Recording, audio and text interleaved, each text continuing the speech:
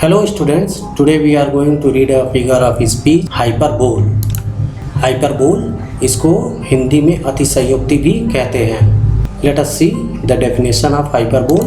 Hyperbole is a figure of speech in which things or persons are represented as greater or less, better or worse than they actually are.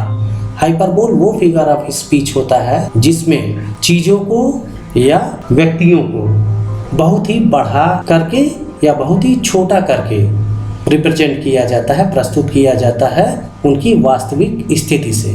यानी कि वास्तव में वो जैसे होते वैसा नहीं बताया जाता है, उनको बहुत ही बढ़ा चढ़ा के वर्णन किया जाता है उनके बारे में, या बहुत ही छोटा बताया जाता है, या उनको बहुत ही अच्छा बताया जाता है या बहुत ही खराब बताया जाता है. एक्चुअली में जैसे होते हैं वैसा डिस्क्राइब नहीं किया जाता है. तो इस फिगर ऑफ स्पीच को हम लोग कहते हैं hyperbole. Let us see some examples. Their chief was mountain high. उनका सरदार पर्वत के समान ऊंचा था, पर्वत जैसा ऊंचा था. तो यहाँ उनके सरदार के विषय में बहुत ही बढ़ा चढ़ा करके बताया गया है, वर्णन किया गया है. That's why it is hyperbole. Belinda smiled and all the world was gay. Belinda ने मुस्कुराया और सारा संसार खुश था. तो यहाँ ब्लिंडा के बारे में बहुत ही बढ़ा चढ़ा करके वर्णन किया गया है, डिस्क्राइब किया गया है. That's why it is hyperbole. She wept ocean of tears. Ocean of tear यह बहुत ही अतिशयोक्ति है. कोई भी व्यक्ति ओशन ऑफ टीयर्स नहीं रो सकता है. Reverse of blood flowed in the battle field.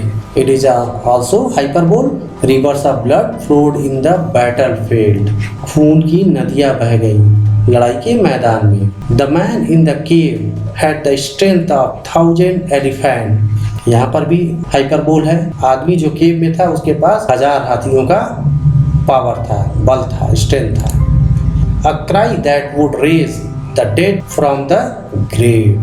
A cry चीख, ऐसी चीख थी जो डेड पर्सन को, मृत आदमी को उसके कब्र से उठा दे.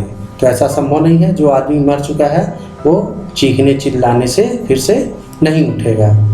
That's why it is a hyperbole. I think you have understood this figure of speech, hyperbole. Thank you.